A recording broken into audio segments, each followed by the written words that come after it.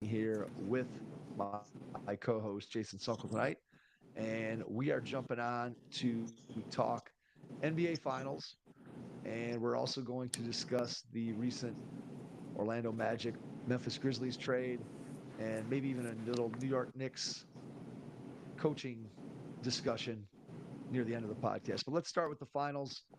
Jason, why don't you give your synopsis of it, and then we'll break down in detail your analysis.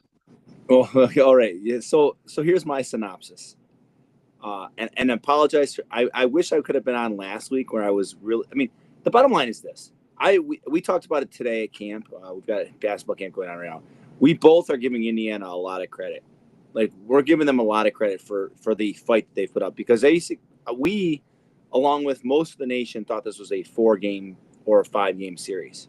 Okay, it's likely going to be a 6 game series now because Tyrese Halliburton today was diagnosed with a strained calf. He's getting an MRI. They're going to hopefully have results tomorrow to see the severity of said MRI, calf strain. But the bottom line is, if he doesn't play, there's zero chance that Indiana wins Game 6. And I've said there's zero chance that they were going to win 1 game in this series. So we talk about that. I just don't see how they do it. They had a chance to win that game even without basing Tyrese Halliburton like being productive at all. Like 4 points and didn't hit a field goal. The first all NBA player to not score a field goal in an NBA Finals game. I saw that stat. I originally thought it said you have 0 points. He did have 4 points all at the free throw line. But I think my analysis is this. Indiana is better than we thought they were. Okay. And I know they were the third best team in the NBA post All-Star break. I know that, all the analytics pointed to them playing pretty well. And, we had talked about how they shot out of their mind in the series against the Cavs. They shot out of their mind in the series against the Knicks, and that they were eventually going to come down from that. And they have come down slightly, but they're still performing and hanging in there. I mean, there was a point in the game yesterday, they're down 17 points, and then all of a sudden it's 95-93. It's like this team just doesn't give up. They fight hard. They play hard, and I give them a lot of credit. I think Rick Carlisle gets a lot of credit. Siakam is probably like, we talk about Halliburton being the best player in Indiana. I think Siakam's not far behind him, and we could. I mean, we're not trying to put him in a tier. I'm not going to put him in a tier. I think he's probably a top 30, 40 NBA player right now, and because just based on his playoff performance, and I remember us talking about Pascal Siakam and how when that trade was made, we said it didn't mean anything. Well, it clearly did. Okay, and he's been a very huge, and I'm pretty sure we were both said that it was not an impactful trade, right? I mean, I'm pretty certain we said that. I mean, I know I can't say for certain that's what we said, but if I would have to replay in my head what we said back then, that was probably more along the lines of that it was an impactful trade. So give Indiana a lot of credit. But the bottom line is, I think what we have to look at as far as Oklahoma City goes is that, SGA is as good and just like he's the MVP, okay? But the unsung hero a lot this season came up huge yesterday in Jalen Williams, 40 points, just had a monster game. And I think, if you showed me a picture of Jalen Williams before the NBA final, or like 4 guys and said, which one of these guys is Jalen Williams, I probably couldn't have told you who he is. I'm being honest, that I don't know if you would agree with that statement, Mike. If I gave you Well, 4 pictures. I might agree with that. I'm pretty sure I would have been able to identify him, but I'll agree with it that maybe you wouldn't have been able to. So how about that? So, like, I know who he is. I've obviously heard a lot, but like, I wouldn't have been able to say I know this guy. And it kind of, you know, it's kind of amazing. Like, when we think about past finals and we talk about teams that have players that kind of, you know, overperform, or like I think of 2015. Okay, like everybody in the league knew who Andre Iguodala was, right? This guy, who's been solid throughout the career. And then he wins the NBA Finals MVP. Okay. Last year, you got Jaylen Brown wins we all know Jaylen Brown is, but he wins the MVP of the finals, and he's clearly not the best player on the team. Iguodala wasn't the best player on the team, right? It's interesting. I think SGA probably, if the finals ends on Thursday, will get the MVP. But I think Jalen Williams has a case. They don't win that game without Jalen Williams yesterday. Okay, they just don't. I don't know, but I know I've said a lot. I think Indiana gets a lot of credit. Oklahoma City's, theoretically the better team. Paper champions is what I like to call them. Like, they're the paper champions. They should have walked away with this series. But maybe that's me underestimating Indiana. And I don't know, like this, and this kind of dovetails into the trade that was made, and we'll talk about that later. But like, does this make me feel better about the Cavs the way Indiana has shown up here, or does it make me feel worse? Because I don't know. I don't know my standpoint of like, and I don't really want us to spend a lot of time talking about the Cavs, but it kind of makes me feel a little bit better. And obviously, Boston's not going to be a contender next year. Philly, Embiid's not going to be a contender. Like, if Indiana's the team that we have to worry about, like, I think we can beat them, like, next year maybe. And maybe I'm wrong. Maybe I'm just being too optimistic, and I know, but I think it makes me feel better that Indiana has performed this well against Oklahoma City for sure, because they've given Oklahoma City everything they've got. And I don't know if that's the player. I mean, it's a combination of the players and the coaching strategies and things like that. So that's kind of where I'm at. I did not watch all the games because I was in Disney. I caught parts. I fell asleep in game 4, and I thought Indiana was going to win that game. When I went to bed, they were up by like 5, I think, or 6. Or when I fell asleep, I had it on the TV and I fell asleep. But I don't know. I think Oklahoma City probably wins it on Thursday and it's over. But you could tell me that Indiana, even without Halliburton, somehow pulls out Game 6 and we go to Game 7. I don't know what the NBA wants. The ratings have been down the last few games. First 2 or 3 games, they had good ratings. Game 4 went way down. It doesn't help when you've got national pundits, Stephen A. Smith, who are sitting in the stands in the middle of games playing solitaire and not watching the game. I just that doesn't look good. It doesn't make the NBA product look very good, in my opinion. I don't know. I think this is over in 6 because I just don't think Halliburton's going to play.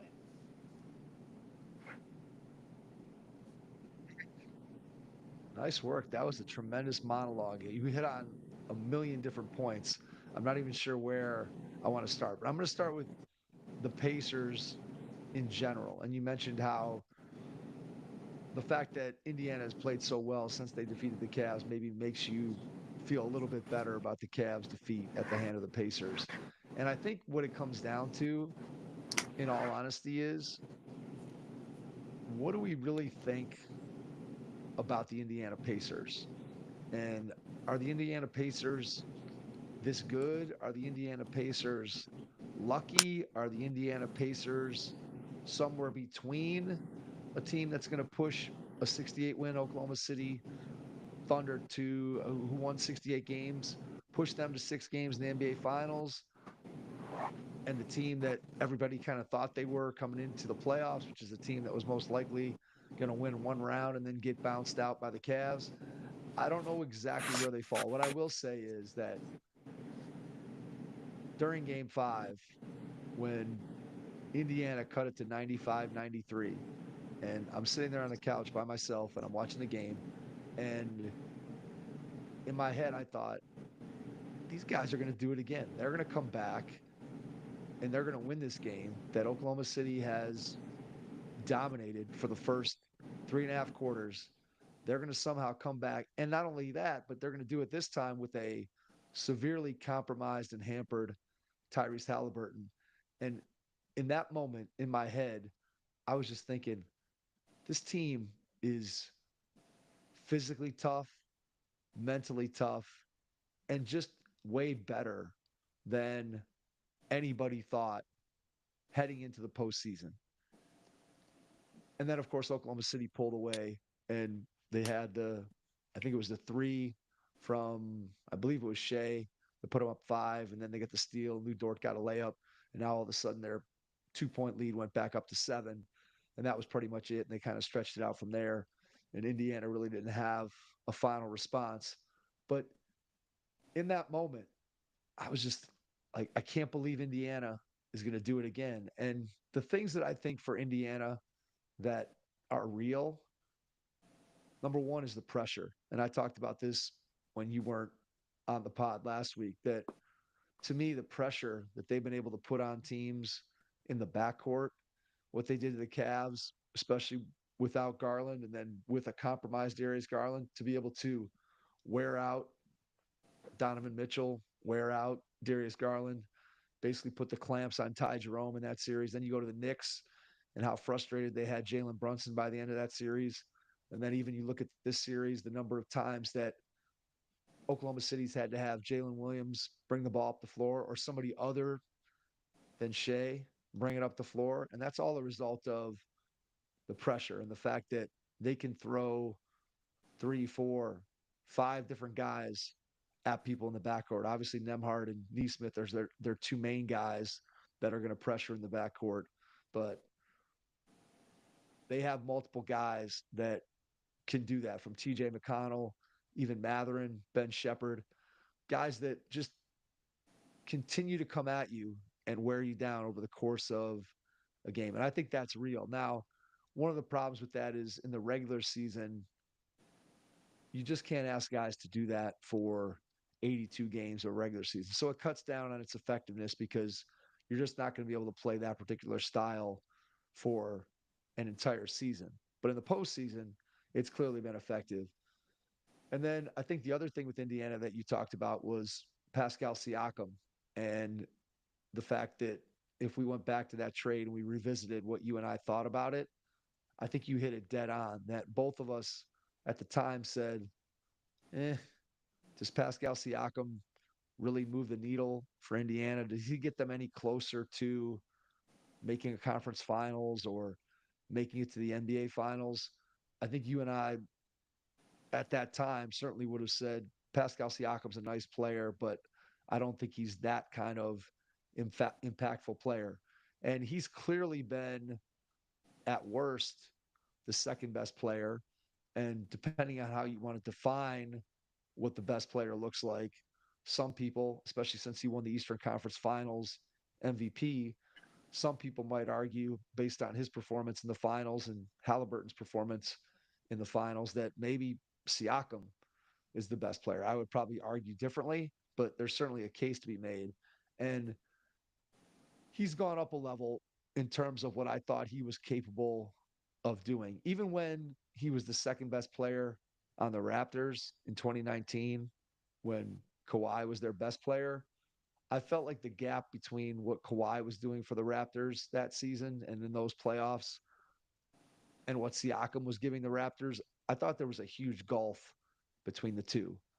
Yep. And when you think about this series now, there isn't that huge gulf between Halliburton, the purported best player, and what Siakam has been able to do. And I think the big thing that I've seen in Siakam's game that I didn't know he had, he's been shooting the three really, really well, getting out in transition. And then he's also been able to post up smaller guys and take advantage of those matchups, which to me, all those things, when you talk playoff basketball, one, you got to be able to hit open shots when your best player is being doubled or they're trying to force the ball out of his hands. And Siakam's been able to do that. Two, by Siakam getting out and running, he's been able to create and generate easy baskets for the Pacers, which is tremendously valuable. And then the third thing that I think he's really done in this series is he's stepped up in terms of his ability to do things in big moments. I just feel like Pascal Siakam in the past was a guy who I felt like was a nice player, but not a guy that was going to be the player with the ball in their hands making decisions or with the ball in their hands, making big shots. And it feels like Siakam has had a lot of huge moments in these playoffs. So that goes back to the bigger question. When you look at Indiana and you look at their performance through the regular season, you look at their performance through the playoffs, how much of it is they're on the precipice of a title and they're a championship quality team? And how much of it is they won a game in every round of the playoffs on luck, let's just say? We talked about it before that the odds of them winning any one of the 4 games that they won with Halliburton last second heroics and comebacks under a minute, the chances of them winning any one of those games was like 1%. The chances of them winning 4 of those games in 4 consecutive playoff rounds is unbelievable. And so you look at it and you say, well, if you take away 2 of those wins or you take away all 4 of them, as unlikely as they were, do any of those series look different? If you give the Cavs game 1 of that series, does it look different? Probably. If you give the Knicks game 1 of that series, does it look different moving forward? Probably. I mean, it's just, I don't know where to fall on the Pacers. I guess that's the greater point that I'm trying to make. There's been 2 games here in the finals where they have gone toe to toe with Oklahoma City for the entirety of games. And one of them they lost, one of them they won, but super high level basketball. And that leads you to believe that they are a true title contender, not just this year, but moving forward. And then there's a part of me that says, if they don't get the lucky win against the Bucks, maybe that series goes 6 and Giannis goes crazy in game 6 or 7 and somehow Milwaukee beats them. The Cavs, if you take game 1 and you flip it around and now game 2, the guys sit out, but you lose. And now it's 1-1 going back into Indiana. You get the 3rd game. It's 2-1 Cleveland. Does that series look different? I think it probably does. You give the Knicks a 1-0 lead in their series. If the Halliburton shot doesn't fall in, does that series look different? I think it does. And how much do you discount it, Jay? How much do you discount those wins? And how much do you say that that's the toughness of Halliburton, the clutch gene? I don't know where to divide it. I don't know how you feel about where, if you had to put your money on where are the Pacers and you look at, take them next year and in the regular season, do you think the Indiana Pacers are going to have the best record in the Eastern Conference No, next regular season? No, I don't either. Top 4? probably 4 or 5. Prop. Yeah, I I mean, think 4 or I mean, 5. I mean, I think they're in the same place they were last year, this year. yeah, and we're talking about all these like the injury stuff. The Pacers have luck. I don't want to say lucked into, but they ran. But Oklahoma City's had the same situation. I mean, you look at every single series, it all comes down to they've played Steph. He got hurt. Michael Porter Jr. or not Michael Porter, Aaron Gordon hurt. Okay, Minnesota. Who was it in Minnesota? Who got hurt in the Minnesota series? Brain for I saw a picture about it. I saw an article on it, and I forget.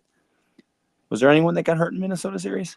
I don't think anybody got hurt in the minute. I think the Aaron Gordon injury in Game 7 is the one thing, because they didn't play the Warriors. Steph, that was Minnesota Oh, yeah, benefited yeah. from the Steph Curry injury. So Oklahoma City blew out Memphis, and they had the series with Dallas. Oh, it was Sorry, John Morant. John with Morant was the Denver. injury because John Morant got hurt, right? Correct. Yeah, they had the big 20. They had the 29-point comeback against Memphis in the second half when Ja was out. When Ja went out with the injury. So once again, I don't think Memphis wins that series, but Memphis might win that game, right? yeah, possibly for sure. So listen, it all comes. I don't know where to put Indiana. I don't know where to put them. Yeah. I don't know what to do with them. I don't know if they're lucky, if they're good. I don't know how to balance those 2 scales. It's like the old question of, right, how much of your success is based on hard work and talent, and how much of it is based on luck? And that's a question that I have a hard time answering when it comes to Indiana, because I think Indiana, like I said, when they cut it to 2 in Game 5, I really, in my mind, I was like, oh my, like these guys are so mentally and physically tough to be able to come back from 16 down in the other team's building against a 68 win team. And then, of course, they lost the momentum and ended up losing by double digits. But I was like, man, they're physically tough. Man, they're mentally tough. And so I was thinking, yeah, it is the hard work and the talent. And then I go back and I really look at it. I'm like, yeah, but if they lose two out of those four crazy, unbelievable games, suddenly their playoff run looks a lot different. Maybe at worst, the road is a lot tougher. And who knows? Obviously, whole series can swing on one game. And in those cases, did it swing the outcome of the series? Obviously, we'll never know. We'll never be able to go replay it. But if you give a team a gift win in every series that they shouldn't win, gives them a lot better advantage. Yep, I agree. 2018 NBA Finals, right? Yeah, I guess. I mean, I just I just don't know where to put Indiana. I do know that I don't think next year when we're talking about them, I don't think that they'll when we start trying to predict what we think the finishes are going to be and which teams are going to be at the top of the conference, I don't think I'm going to pick Indiana to be the number one seed in the Eastern Conference next year. Our wins pool, I don't think I'm going to pick Indiana to win 65 games next year. I just don't see that happening. And look, credit to Indiana for making it as far as they have. And I know you said it with the Halliburton potential of this calf strain, even if it's a mild calf strain. Obviously, the way that he played the other night and the effectiveness that he was unable to play with, let's put it that way, I think that doesn't bode well for Indiana's chances, even going home for game six. And I know that you predicted Oklahoma City in 5, and I predicted Oklahoma City in 4. Both of us did not get those predictions right, but I do think that the prediction is going to be right in terms of the team that wins this series. I think the Thunder are going to close it out in game 6 and win the championship on Indiana's home floor. I'll be very surprised if that doesn't happen with or without Tyrese Halliburton. At this point, I think that Oklahoma City is just the better team. I don't know how much better they are. I don't know how good Oklahoma City is, but the production that they've gotten, let's put it this way. Jalen Williams, who you mentioned earlier, who put up 40 in game 5 and was dominant. I don't think he's overtaken Shea in the MVP race, but certainly that was a huge game. And he did things that you would expect an MVP to do, meaning he didn't just score 40 points playing off the coattails of somebody else, as you oftentimes see a second or third guy do. He had the ball in his hands, was making decisions, was driving. He was, in many ways, the straw that stirred the drink for the Thunder in game 5. And when you start talking about what makes a championship team, when your second best guy is not just a complimentary guy who plays off of other people, but actually a guy who can initiate offense and do the types of things from a playmaking standpoint and a scoring standpoint that Jalen Williams did the other night. It's pretty scary to think that Shea's 26, and I think Jalen Williams, I believe, is 24. And then Chet's gotten better throughout the series. He's had good moments and bad moments, but the general outline of what Chet Holmgren is right now and what he can be, I think, is one that if you're a Thunder fan, you got to be pretty happy with where you are with your, quote, big three of Shea, J-Dub, and Chet. I mean, there's no doubt that those three guys are a pretty good championship nucleus that have varying skill sets that make it really tough for other teams to match up with them. Yep, I agree. All right, well, should we talk about, since we're talking about Indiana, should we talk about the trade that happened, Mike, and how maybe that might impact where Indiana gets placed next year? Well, we can do that, and then I want to come back to the best player finals discussion. Oh, let's just do that now. Let's do the best player finals discussion first, since we're here. So Jason and I were talking at camp today, and just looking at the Indiana Pacers and thinking about Tyrese Halliburton as their best player And look, Halliburton's had a tremendous playoff run with 4 incredible shots in each round of the playoffs that when you talk about a run of clutch play, hard to think of anybody matching that in NBA history.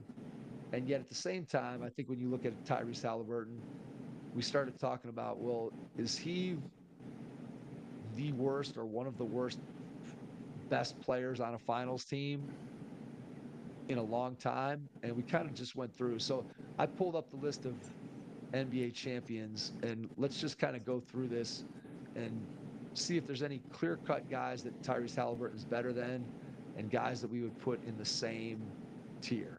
Okay? Okay. All right. So we're not going to get into a 2-hour discussion about any of these.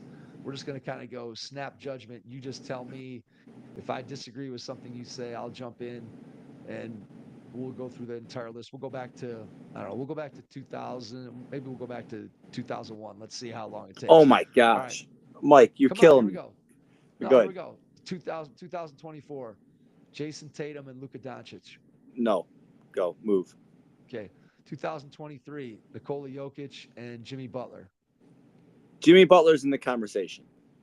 Okay, so we got one maybe, not clear cut either way. Jimmy Butler, 2022, Steph and Jason Tatum. No, move on. 2021, Devin Booker and Giannis Antetokounmpo. Devin Booker's probably in the conversation. Probably. 2020, LeBron James and Jimmy Butler. Jimmy Butler in the conversation again. But now here, yeah, that's the sticking point though, because Jimmy Butler's been twice now. So can we say that Right. That Jimmy 2020 Jimmy Butler was insane. 2020 Jimmy Butler was Special. I would put him above Halliburton, but we'll keep him on the list. 2019 Kawhi Leonard and Steph Curry. No, keep moving. Okay. 2018 through 2015, you don't need no. Right, nothing. 2014, we don't have to do anything. Tim Duncan and LeBron James. That's 2013 and 2014. 2012, we got the Heat and the Thunder. So you got Durant, you've got LeBron. Again, nothing. 2011, you got Dirk and LeBron. 2010, you got Kobe, you got KG. No. 2009. Now we get it. Now we go Lakers. Dwight Howard. Orlando Magic. Dwight Howard. Dwight Howard is worse than Tyrese Halliburton.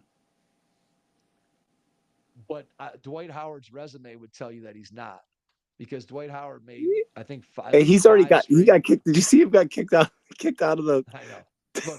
Look, okay. Look, I'm not arguing that, but Dwight Howard made like 5 straight first team All NBAs. Okay, I know that's granted where it was. He's in the conversation. 2008 Celtics Lakers, again, no. Spurs LeBron and Duncan, no. 2006 Dwayne Wade and Nowitzki, no. 2005 Duncan and then the Pistons. Rip Hamilton, Chauncey Billups, probably. I'd say Is Halliburton better than Chauncey Billups? Well, I would say no, because Chauncey Billups won it in 2004, right? Correct. Back to back. So that's a discussion. 2003 Duncan, the Nets had Vince Jason Carter Kidd and Jason Kidd, so I would say no. 2002, same Nets team, Lakers, Kobe, Shaq, Lakers. 2001, Kobe, Shaq, Lakers, Allen Iverson. Iverson's better than Tyrese Halliburton,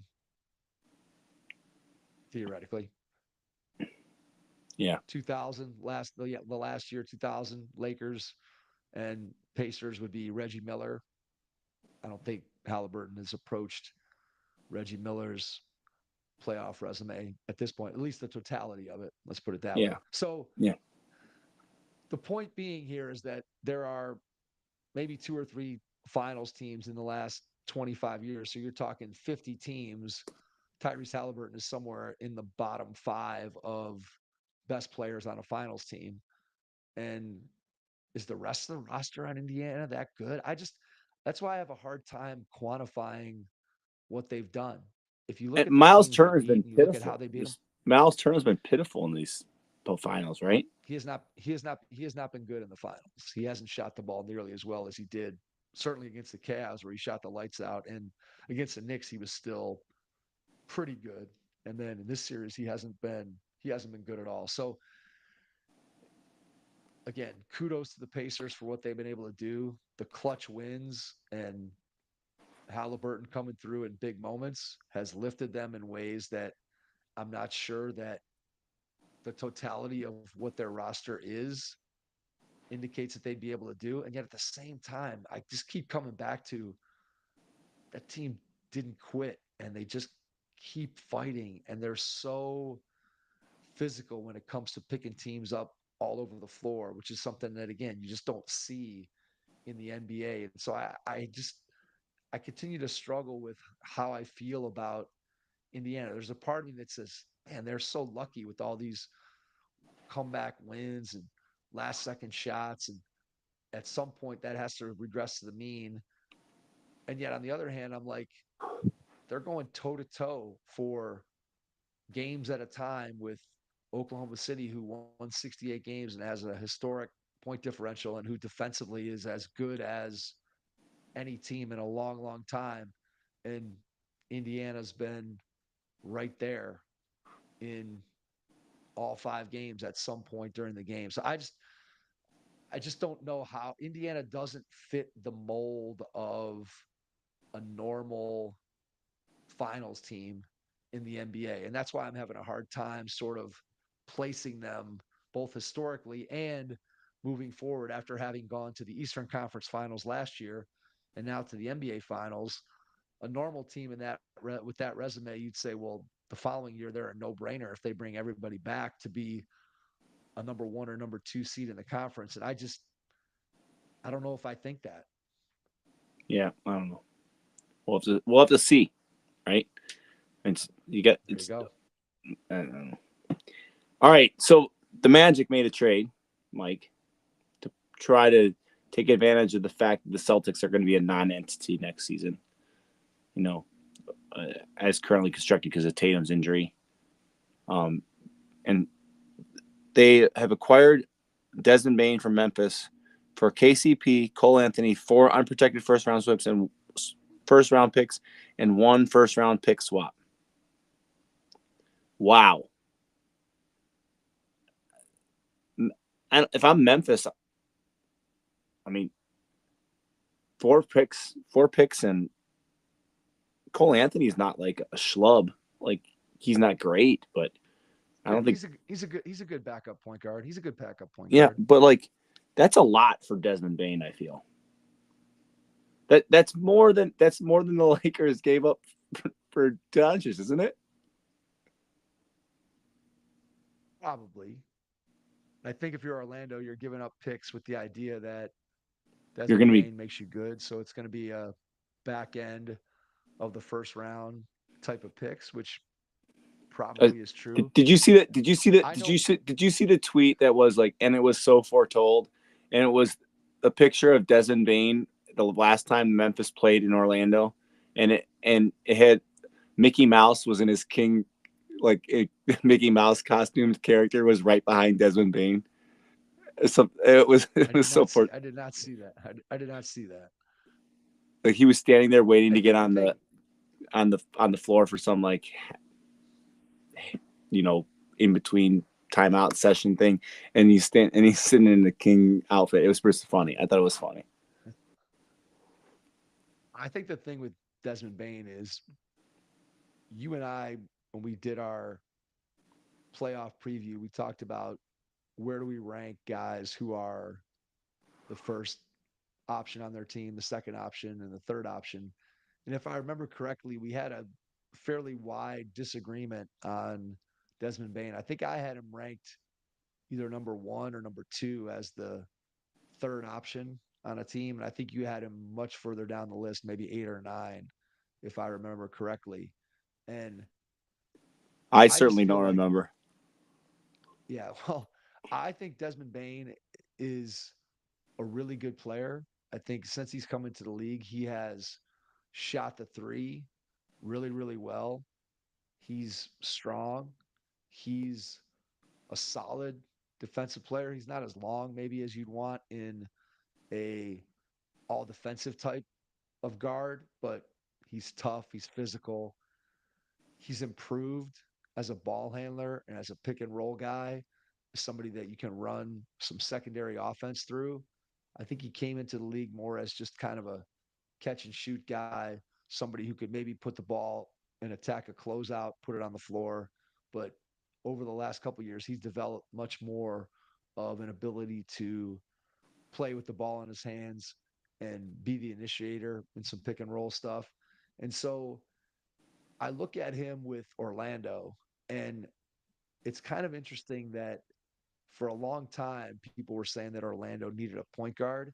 And I'm not sure that Desmond Bain is a point guard. And that's what I find to be kind of intriguing about this trade is he doesn't fit exactly the mold of what maybe people thought Orlando needed. Now they needed shooting, which Bain clearly can provide, but if you're looking for a guy who is going to be the table setter and get the ball to Paolo and Franz in places where they can score, I'm not sure that he is that pure point guard type of guy. In fact, I know that he's not. And I look at him almost like the other guy that Orlando has in their backcourt, Jalen Suggs, that these are two guys who, now look, they're not exactly similar players, but I think most people would agree that neither one of them is a traditional point guard, a pure Yeah. point guard, or maybe not even a point guard at all. They both feel like they might be better served as two guards. And yet, for some reason, I feel like this trade's going to work. I feel like it's a fit because I think Desmond Bain is just a good player. And when Suggs gets back from his injury, now you have a physical, hard-nosed backcourt. Suggs has improved as a three-point shooter every year. And clearly, when he went out, Orlando missed him in a big way because they just didn't have anybody else on the roster who could shoot it. Bain is a proven three-point shooter. And you put those two guys around Paolo and Franz. It'll be interesting to see if Franz can solve his jump shooting issues. And even if he doesn't, as long as it doesn't affect him psychologically the way it affected Ben Simmons, then Franz is still going to be a really good player. If he could somehow figure out how to get back to shooting even league average from three and just being a guy who's willing to shoot it, Orlando is going to be pretty difficult to deal with because I think Bain improves them on offense. I think he keeps them steady on defense where they are already one of the top three defensive teams in the league. And this is certainly a big upgrade over the corpse of KCP that played for them this season. So I like the trade for Orlando. Does it make them a top three seed in the East? I think it all comes down to the development of Paolo and whether or not we think he can become a top 10, top 7, top 5 player in the league at some point. Maybe he can at some point, but Yep. I don't know. Their ultimate development is not going to depend upon, or their ultimate ceiling is not going to depend on Desmond Bain. It's going to depend on Paolo and Franz. Paolo. But right, Paolo primarily.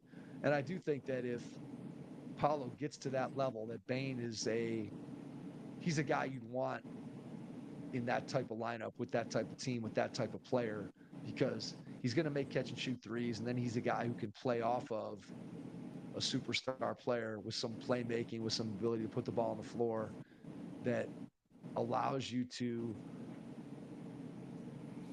attack the defense in different ways that a guy who was more just one-dimensional, who was only catch and shoot, Bain is more than that. And I think that's why he fits so well. And to me, you have kind of an interchangeable backcourt in Suggs and Bain. And then the question becomes, how do you play with that fifth spot in the lineup? Is it Wendell Carter Jr., so you're playing an average center? Can Anthony Black develop into a guy that now provides you some length on the wing? Can he shoot it well enough with that lineup? Can you afford to have him in the lineup if he's not a great shooter? there's a lot of interesting questions in Orlando. But I do think Does Bain this is an trade upgrade. where does this trade put Orlando in your theoretical Eastern Conference? Like, okay, so let's just go through this. Are they better than Boston without Jason Tatum? Yes, because I think Boston's going to have to trade somebody else. Okay, all right. And if Are not they better Michael, than the somebody Are they? else. They're not better than the Cavs, right? No. They're not. Are they better than the Knicks? No, they're still. I still think they're on the young side. Are they better than Indiana? I mean, this is my problem. How do I evaluate Indiana as a playoff team? I would say no. As a regular season team, I'd say they're probably similar. And it's crazy because Indiana's 2 games away from winning an NBA title, but I think Are they're they better probably than even as a Milwaukee? regular season. Yes. Are they better than the Pistons? Yes. Okay. Are they better than Philly if Embiid is healthy? Yes. Okay. I feel pretty confident saying that. Okay. So you're putting them right in the 4-5 spot, right with Indiana, then, essentially. Correct. Okay, that's fair. Okay. All right. What about Memphis? Tell me from Memphis's perspective. What does Memphis this mean is Memphis is doing? on a fire sale, Mike. I think so. I think more. I've heard some things that from other podcasts and beat writers that wouldn't be surprised if Ja gets moved or if Jaren Jackson gets moved, and what that looks like, I don't know. Is Memphis just completely Here's a trade for you, Mike. Tell me if you would do it. Okay. Ja Morant for Zion Williamson, straight up.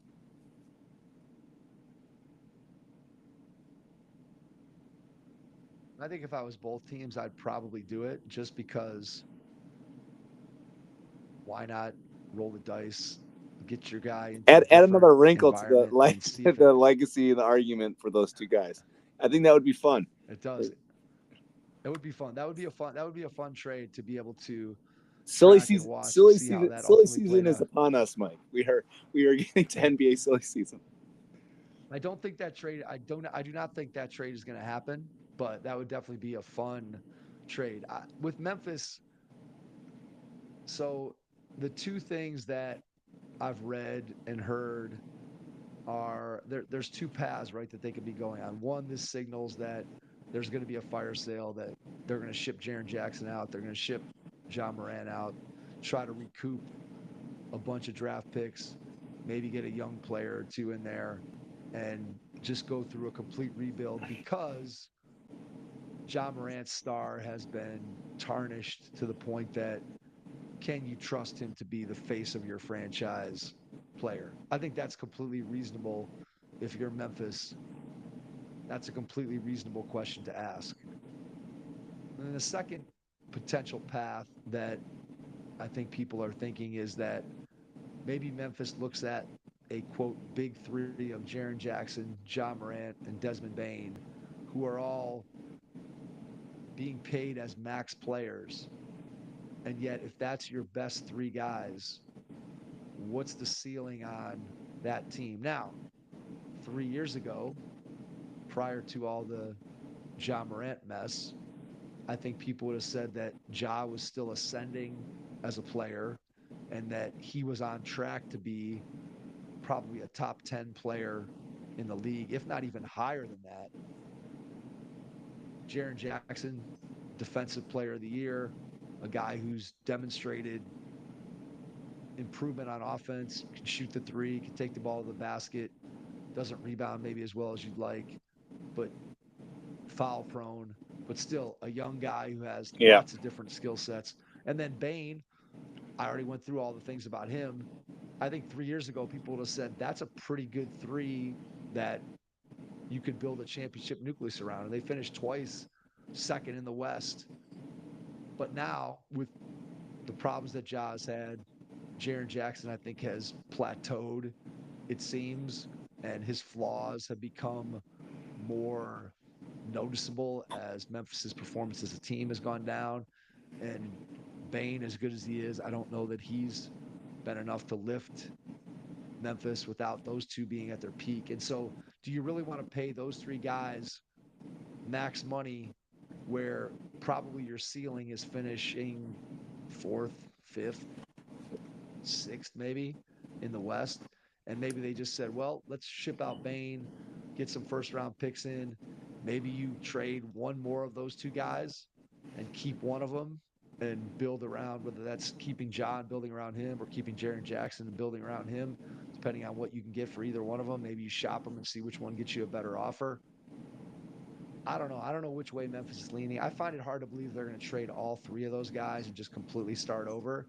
It seems more likely to me that either this trade was enough to get those first round picks in the door and you recalibrate around both Jaren Jackson Jr. and Ja, or maybe you trade one or the other of those guys, depending on what kind of haul you can get back, and then you keep that other one as sort of the center star of the franchise and try to build around that guy. I don't think they're going to get rid of all three of those guys and just do a complete and utter rebuild and overhaul. I think they're much more likely to either be done or trade one of the remaining guys. So that's my thought. If I was betting on it, I would bet that they're going to stand pat with the two guys that they have, take those extra draft picks from Orlando, and bet on the fact that when their nucleus has been healthy, they've been pretty good over the last 3 or 4 years. And I guess it depends internally on how you feel about Ja Morant. And obviously the Grizzlies have way more information than any of us have about kind of where Ja is in the whole process. All right. Yeah. All right. So the last thing we wanted to talk about really quickly was the New York Knicks coaching debacle search. They've requested 10 teams to talk to their coach, and they were firmly declined by all 10 teams. I saw a good tweet that I wanted to read to you. The New York Knicks have requested permission to speak with Richmond High School head coach, Coach Carter, but were firmly denied, sources tell ESPN. Of course, Coach Carter is the movie that Samuel L. Jackson was the coach. I did see that they had interviews with Taylor Jenkins, formerly Memphis Grizzlies coach, and the guy with my 5,000 lives, Mike Brown, as the head coach. I don't really like looking at the construction of the team. I don't know if either of those guys really strikes me as the guy who should probably be leading that team, but I don't know if they have any other options. Mike Brown, I think back to his first stint in Cleveland, and I know he's changed his coaching philosophies throughout the years, but when I think back to 2006, 2007, 2008, all those years, I think of Mike Brown being the defensive stalwart because he was coming from the San Antonio Spurs. And then obviously we had the second go round that was really well received. And then he ended up going to Sacramento, and they had a pretty good offense, and then they had a falling out. I would like to kind of see Mike Brown in New York because I think it would be fun, a fun catastrophe. But I like Mike Brown a lot, so I don't want that to happen. I like Mike Brown the person. I think he's a good dude. Taylor Jenkins is an interesting story because I still don't understand how he got fired with 9 games left in there. I don't even remember how many games were left. Was it 9-3, whatever it was, games left in the season. He got fired. Oh no, the 3 was Malone. 3 was Mike Malone. 9 was 10. If I'm not mistaken, 9 or 10. Yeah. Okay. 10. So I still like to know how that all happened. I think Taylor Jenkins probably, if I was the New York Knicks, that's the guy I would probably go lean on because, but I don't know. And I don't know if there's any other candidates. I saw pictures. I saw some stuff. The Knicks record in interviewing other teams' coaches is 0-10. Um, it's just, it's interesting. It's interesting to see. Uh, they were calling teams about their head coaching search, and Sham said teams would just hang up. Some would say no and then hang up. In other situations, there was profanity involved. Some little F no responses. Sham said this on Rich Eisen show. I don't know if you saw that quote, but the bottom line is this: like, the Knicks clearly didn't have a plan when they fired Tibbs. So why did they hastily fire him without a plan in place? Like, you're telling James me they Dolan. called 10 teams to ask to interview their coach? If I'm if I'm any team and the Knicks call me to interview their coach, I'm like, no, you're not taking him. Like, we want to make you look like a bunch of clowns, James Dolan. So I heard, was it Simmons? I can't remember if it was on the Simmons pod or somewhere. Someone espoused the theory that James Dolan took a huge interest in the Sphere out in Las Vegas when he built that, and his attention was diverted from the New York Knicks, who had been bad during the years when Jim Dolan had owned the team and had been involved in the management. And then he hired Leon Rose. Worldwide West is involved, and James Dolan goes out to Vegas and is concerned with building the Sphere, filling the Sphere, showing off the Sphere.